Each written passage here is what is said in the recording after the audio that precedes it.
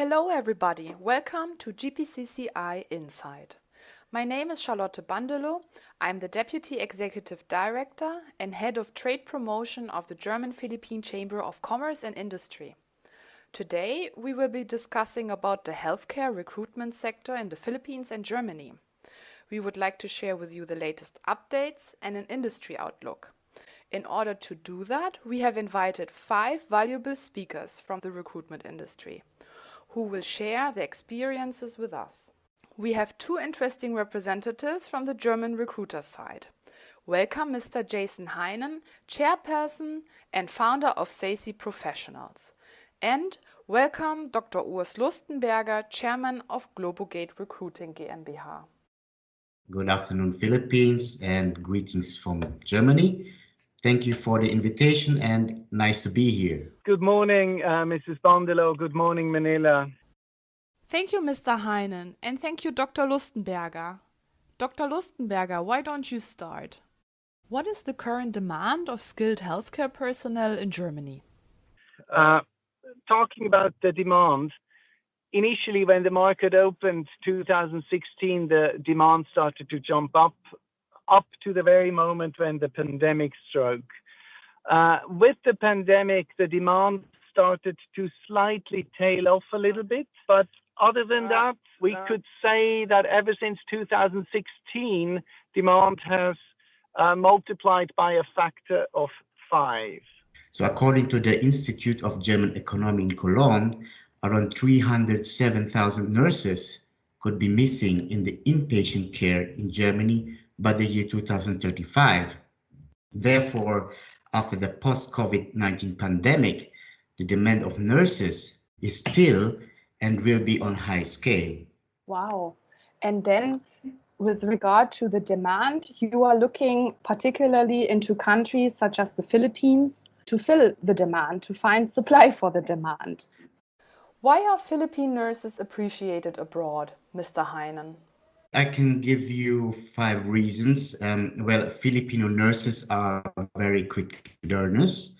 The majority of them have good communication skills and they easy adapt accents too. Another fantastic ability of Filipino nurses is that they never forget to wear a smile.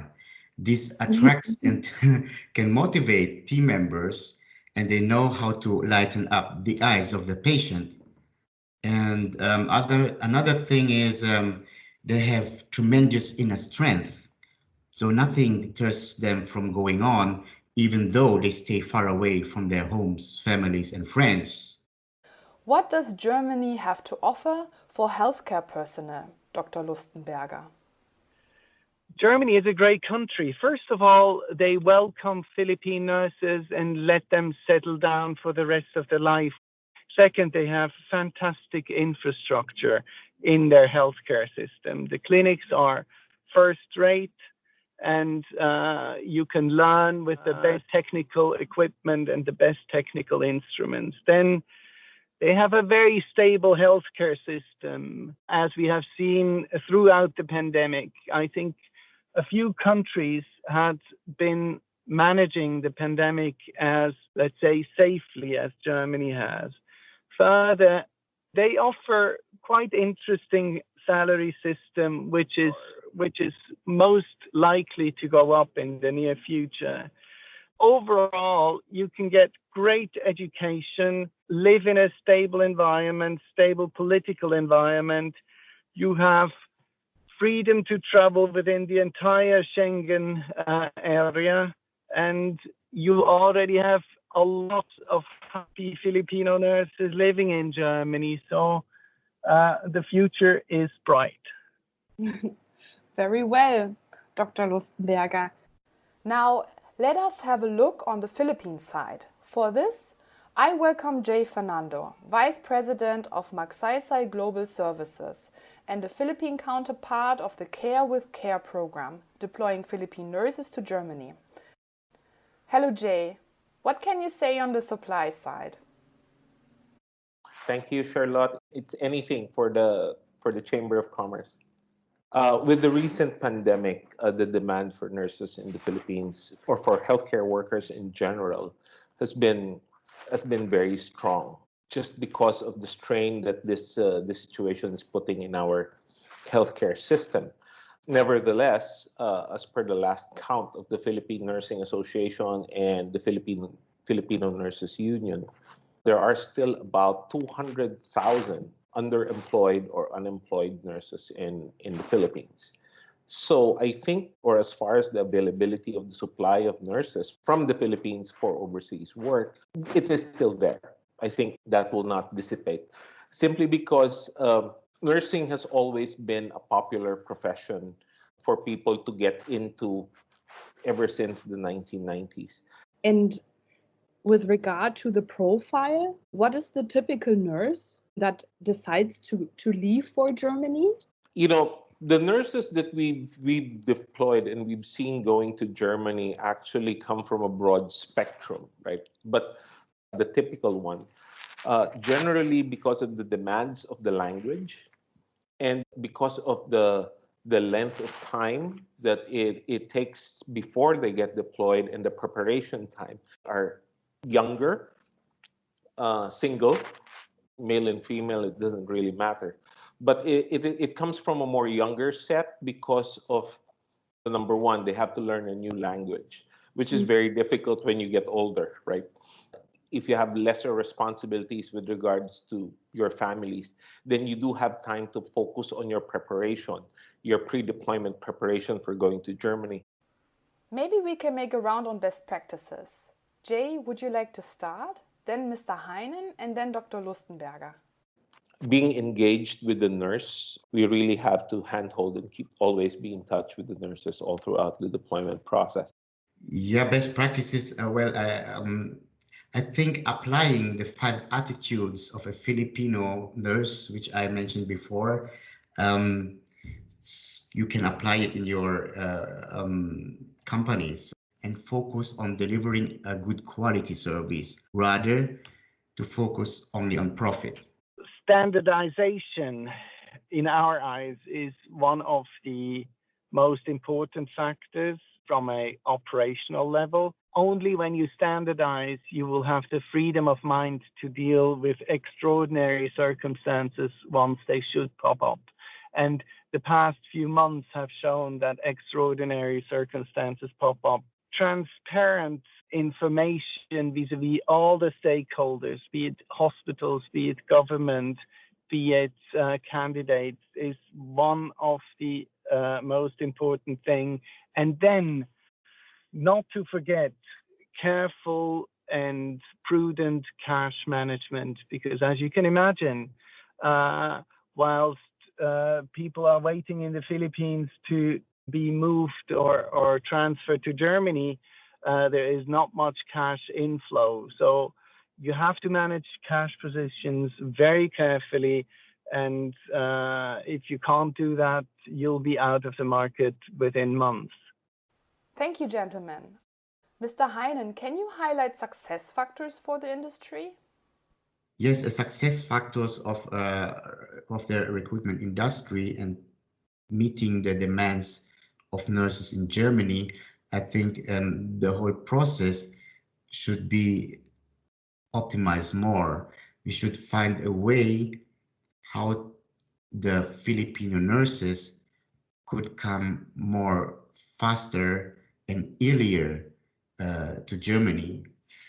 We have that project also with Vietnam. We can see here they have it's called duale Ausbildung, Berufsausbildung. So after finishing the high school, they can make the Berufsausbildung, so the college, so the nursing study in Germany, because there are reports that several nursing schools in Germany are not cannot start or because they do not have enough nursing students. And Dr. Lustenberger? At the current time, it would really help if we would have clarity and if we would have stable information policies and information streams coming out from the relevant organizations. Now let's get another important element into the picture. We have invited Mr. Ralf Bultschnieder, Director of Go for More Training Language Center. Could you elaborate how the language training business has been impacted by COVID-19? I think there are two elements. The one is the performing of the language training, and the other one is the exam part. Many have been impacted in both fields. Exams cannot be done normally, and many had to resort to a kind of online training, but were not so properly prepared for this. In our case, we were practically not affected because we have our own blended learning technologies, and we were very well prepared. Also, the supply chain with tablets, which we need for the participants, was no problem. So currently we have around 350 participants in our courses, up to 1,000 at the end of the year. And luckily we were not affected. Only when it comes to exams, it's another question. What can you share with us, like what kind of best practices you see for the industry? I think a main importance is digitization.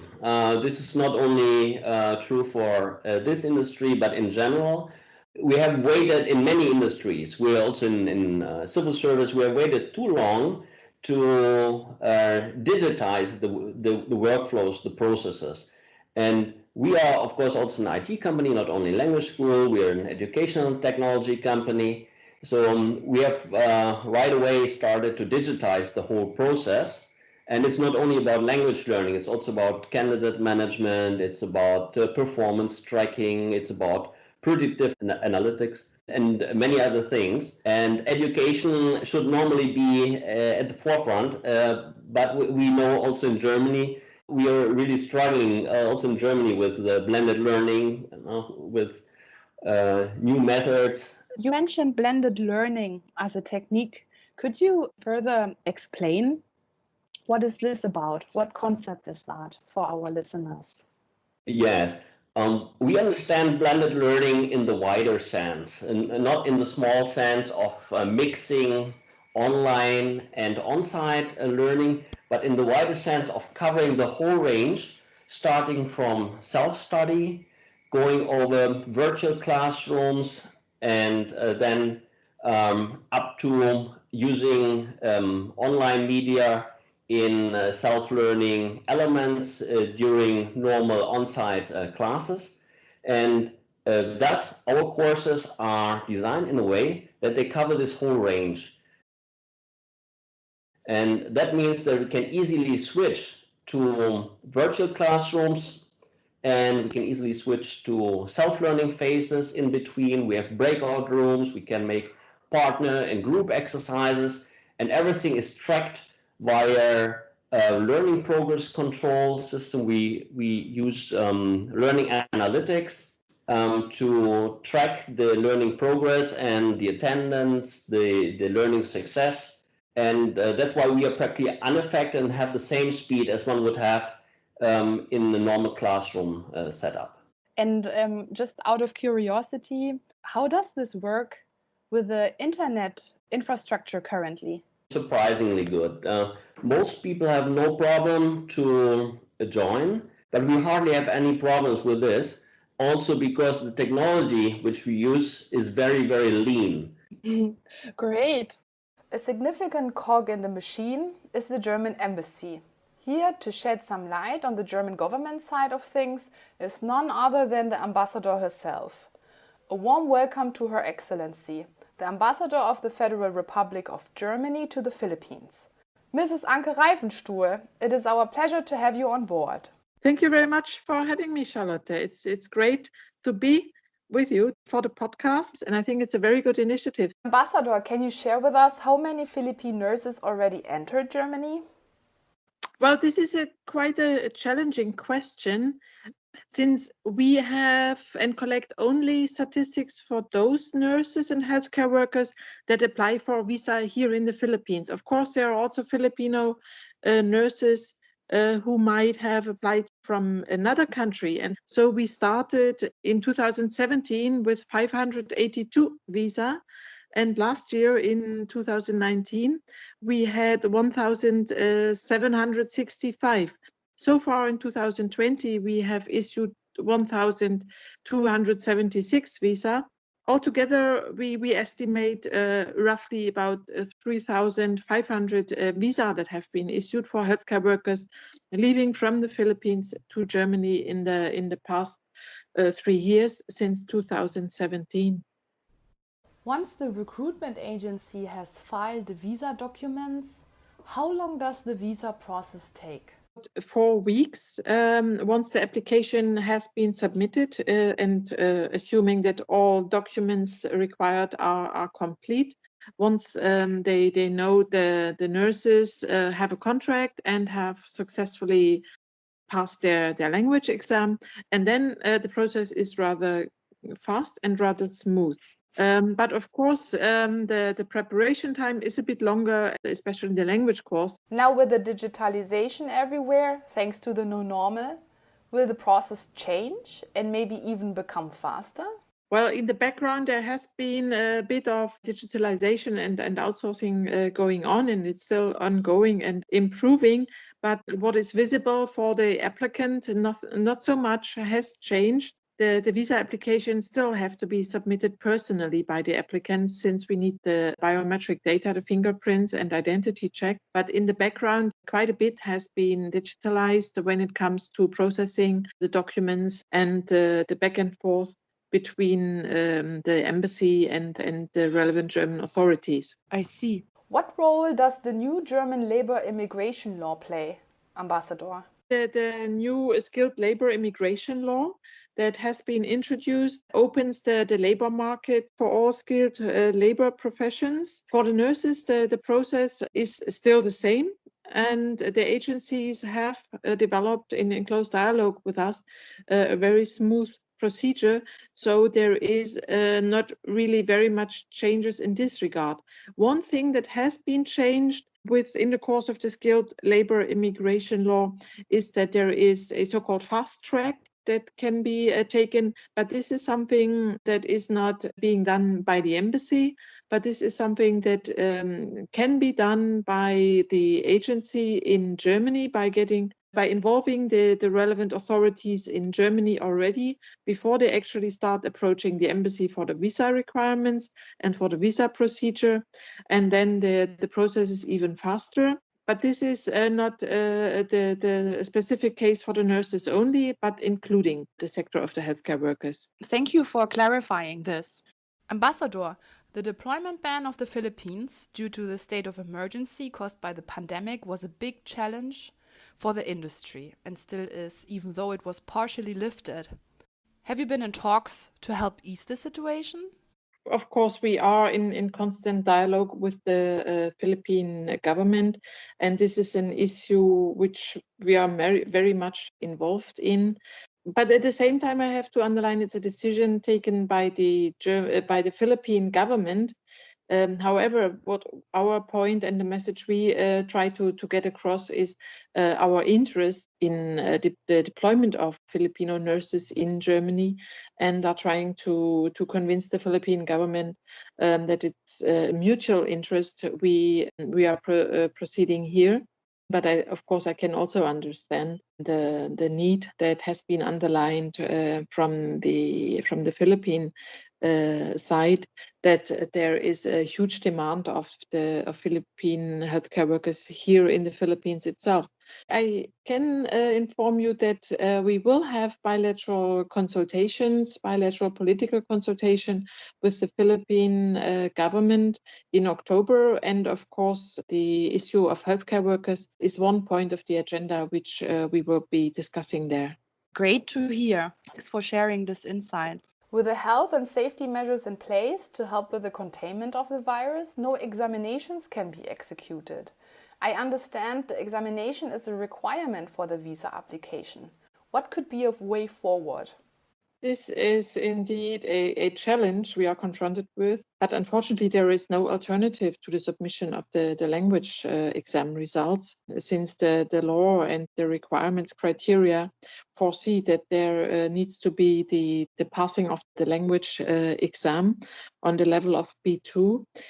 But I'm confident that the Goethe Institute and the other institutions will soon be able to reopen for language exams. We are also in constant contact with the Goethe Institute in order to discuss how to proceed on the reopening and feel the pressure from the side of the healthcare working sector that there is a huge need to come to a solution in the language when it comes to the language exams for the recruitment process.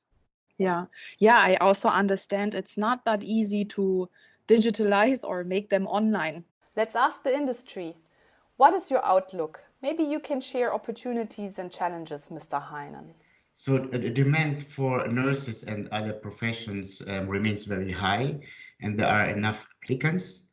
However, the placement of foreign personnel depends on the political situations and changes in the individual countries in which we recruit skilled personnel to Germany. However, there is a certain uncertainty as to how the whole thing will develop and which regulations will come our way. And Mr. Bultschnieder, being here in the Philippines, how do you think we can trigger the potential better to source more skilled personnel? Education corporations, which help also in a financial way, which help the people over the shortages, because maybe half of the nursing students drop out, and these are around 100,000 per year, drop out because of financial reasons, because nursing is relatively expensive to study. But from a German perspective, it would not be overly expensive. It's much more expensive to not have the people. The training in Germany, of course, is also more expensive than here. So educational corporations would make perfectly sense in our view. And we have some interest in Germany from also large hospital groups and from large training providers to do something like this in cooperation with the Philippines. And Mr. J. Fernando, what challenges do you foresee? Well, as far as the competition in securing skilled labor, I think I mentioned this in several of the speeches that I've made when it comes to global worker migration.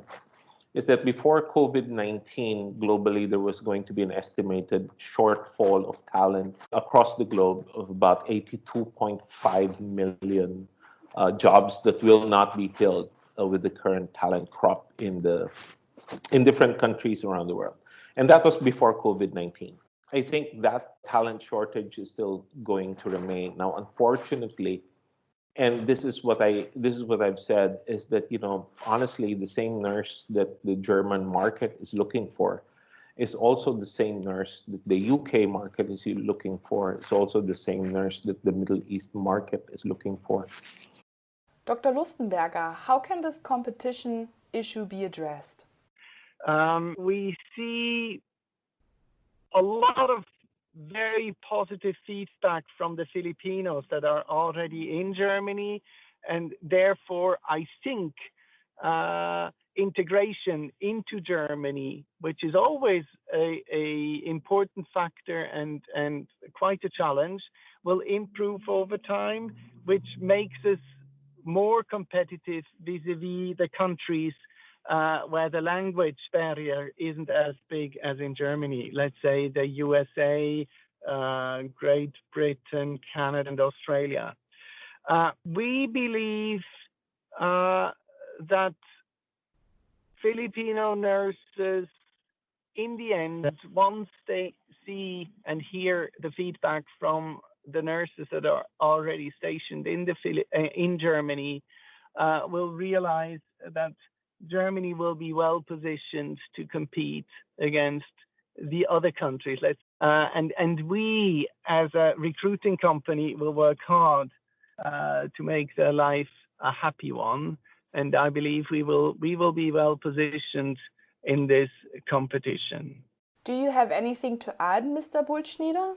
Yes, in general, the perspective is very, very good for the industry. One sees that the age average of German healthcare workers is very high, so a third will go into retirement in the next years. So you need, on the one hand, you need more nurses because the society becomes older. Luckily, the people live longer, but you also have a lot of substitution needs for nurses. So the general perspectives are excellent, and that's why it's important to solve the bottleneck of German language teaching. And yes, we have solved this using our blended learning technologies. We currently have 35 experienced German language teachers and are growing further and to satisfy this demand. The target is that in about 3 years, we will be able to train 5,000 nurses per year. Wow, that's a huge number. Very well. Thank you, gentlemen, for your outlook. The Ambassador Reiffenstuel, connected to the outlook, it was mentioned before, the topic training cooperation between Philippines and Germany. Could this be a good way forward? This would be a big wish. And when we had last November a meeting of the Joint Committee on the Triple Win project, which we enlarged a bit to cover the whole healthcare sector, we realized that this is a mutual interest from the Philippine side and from our side. So we are currently exploring the potential and are discussing what initiatives could be taken and how we could proceed in the sector in order to also include the approach on vocational training cooperation in the healthcare field. But I think COVID delayed this process and discussion a little bit. I hope we will be able to follow up on this issue very soon and take it up in a concrete manner very soon, since we have discussed it with a big interest from both sides last November. Mm-hmm. That sounds great. I'm sure we will see more cooperation and initiatives then. This concludes our podcast on the healthcare recruitment industry. I would like to thank all the experts for your insights and time. Stay safe and healthy. Thank you very much. It was my pleasure. Thank you very much, Mrs. Bandelow, and all the best to everyone in Manila, and hope everyone stays safe and healthy. Yeah, thank you. It was also a pleasure for me, and thank you for inviting me here. Thank you very much. Bye-bye. Bye.